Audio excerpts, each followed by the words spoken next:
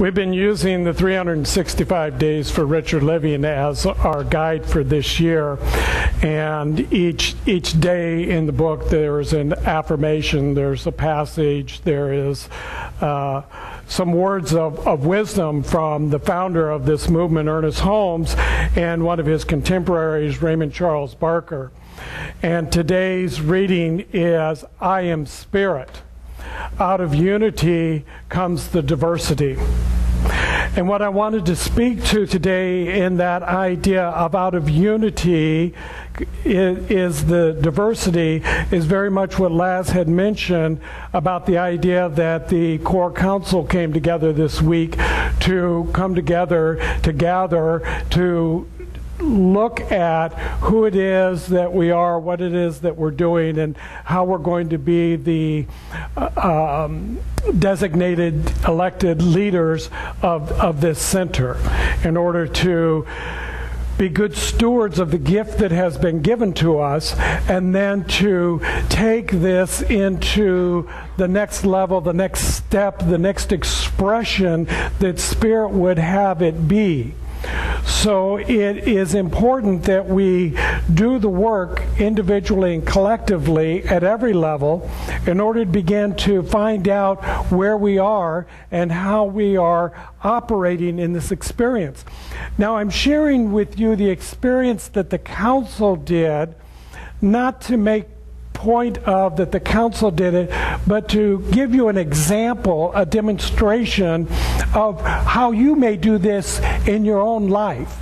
Because there's nothing that I'm going to offer you here that is secret or somehow special or ordained only for those people to do, but it's for everybody to bring into their life a practice, a tool, an opportunity by which they can transform, transcend, increase, and multiply the good that is already you. Did you know that? You're already good. You are whole, perfect, and complete just as you are. But what I like to say is you're just not yet done. There's more to do. As long as you're breathing, as long as you're alive, as long as you have shown up to be here, there's something more for you to do. So when you get around to it, yeah, do it. And it doesn't make any difference what it is that you are doing, because you could take any path, you could take any teaching, you could take any avenue, and you will arrive at your destination. Now, if you want to somehow make an influence or a choice or a decision or an intention about what you want that destination to be, you freely have that choice. The other choice is you could just randomly accept whatever life's going to give you, and you will arrive someplace. Guaranteed, everybody gets to a destination. You have the freedom to choose what you want that destination to be. It's already within you. The power and the presence that is available to each and every one of us as an individual is already there in the Spirit. I am the Spirit. In the unity of all one comes the diversity, the multiplicity, the divine expression of the unique individuality, and yet all one. How powerful is that? That this thing that we call the divine intelligence, the almighty, the higher self, the God, whatever you choose to call it, is so great and so wonderful that words cannot even begin to describe it, nor can it tell you or define to you everything that it is, because everything is all of the one. And we know this because if there was a dualistic power, they would cancel each other out and there'd be nothing. So there must be one. and it must be good.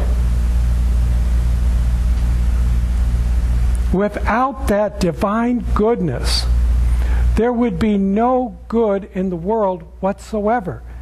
And I can attest to the fact that there is a great deal of good in the world.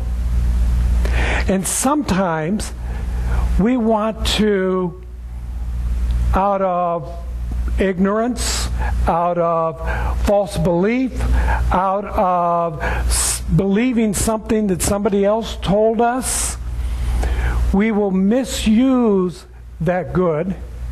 We call it the law. We will misuse the law, and the result, the outpicturing, the form that shows up in our life is what looks like the bad, the ugly, and the evil. The dis-ease, the disharmony, and the distrust. That's just a misuse of the law. We live in a mental atmosphere, and we know this, that through the power of our mind, that we can change the perception. Quantum physics is all about this, telling us, proving it in scientific ways, that there is a power in the mental atmosphere, and it's more than the brain.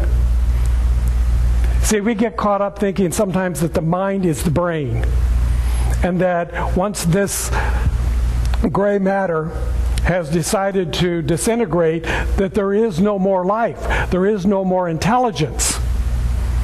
But the mystics of every tradition, of every faith, of every belief, of every culture have spoken to the idea that there is something greater than what shows up in the form. We call it intelligence. You may call it something else, and that's really okay. Doesn't matter as long as you understand where you're coming from and what it means to you and how you are using it. So in this process of bringing the core council, those of you that don't know the model or the structure that we use for our organization here, we moved out of what was a board of trustees into a core model. And what we have created is a variety of different cores that have a expertise in their area. So the hospitality Sunday service core has an expertise about creating the coffee and the bagels and arranging all of the food and things that we enjoy after service for fellowship. And the leaders, the core council, or what used to be the board of trustees, stays out of their way. They don't get into their way. Now there are parameters that says, well, if you want some money, you know, you can't just, you don't just have a credit card, you know, to go out and spend it. So there are some parameters, but they have the expertise in that area.